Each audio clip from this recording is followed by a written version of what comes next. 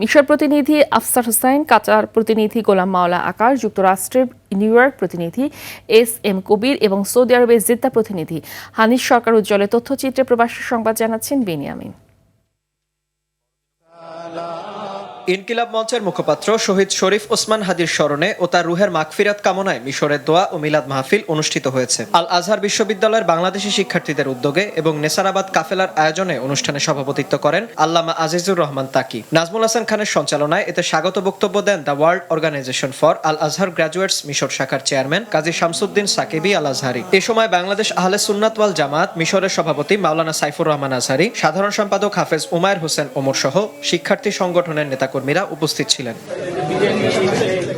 কাতারের দোহায় আন্তর্জাতিক অভিবাসী দিবস ও জাতীয় প্রবাসী দিবস 2025 উদযাপন করেছে বাংলাদেশ দূতাবাস। এ উপলক্ষে আয়োজিত আলোচনা সভা ও সাংস্কৃতিক অনুষ্ঠানে সভাপতিত্ব করেন রাষ্ট্রদূত মোহাম্মদ হযরত আলী খান। আব্দুল্লাহ রাজির সঞ্চালনায় এতে স্বাগত বক্তব্য দেন দূতাবাসের শ্রম কাউন্সিলর মোহাম্মদ মাসুদুল কবির। এরপর প্রধান উপদেষ্টা ও প্রবাসী কল্যাণ ও বৈদেশিক কর্মসংস্থান উপদেষ্টা ও পররাষ্ট্র উপদেষ্টার বাণী পাঠ করেন দূতাবাসের কর্মকর্তাবৃন্দ। অনুষ্ঠানে বক্তব্য দেন বাংলাদেশ কমিউনিটি এবং শ্রমিক সংগঠনের নেতৃবৃন্দ। দিবস দুটির উপর ডকুমেন্টারি প্রদর্শনীর আয়োজন করা হয় দূতাবাসে।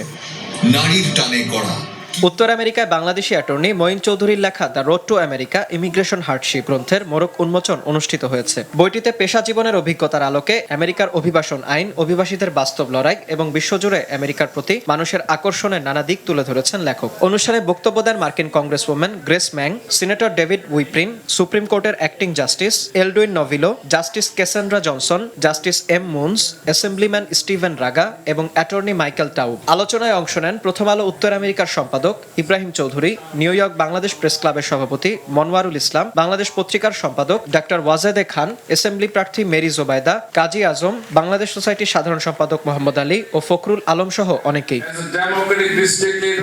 জেদ্দার কিং আব্দুল আজিজ বিমানবন্দরে মেক্সিকোতে নিযুক্ত বাংলাদেশের রাষ্ট্রদূত মুশফিকুল ফজল আনসারীকে অভ্যর্থনা জানিয়েছে জেদ্দার বাংলাদেশ দূতাবাস ও পশ্চিমাঞ্চল বিএনপি। এতে উপস্থিত ছিলেন দূতাবাসের consul general Mohammad Sakhawat Hossain, protocol প্রধান নজরুল ইসলাম, পশ্চিমাঞ্চল বিএনপির সদস্য সচিব মীর মনিরুজ্জামান তপন, প্রকৌশলী নুরুল আমিন, টিপু সুলতান, আমিনুল ইসলাম, আলমগীর হোসেন ও আলাউদ্দিন সিটিজি সহ অনেকে।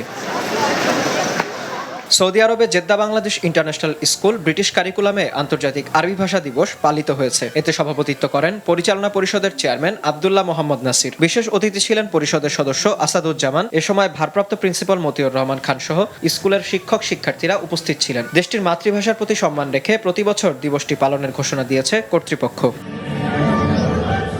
বিনিয়ামিন, RTV।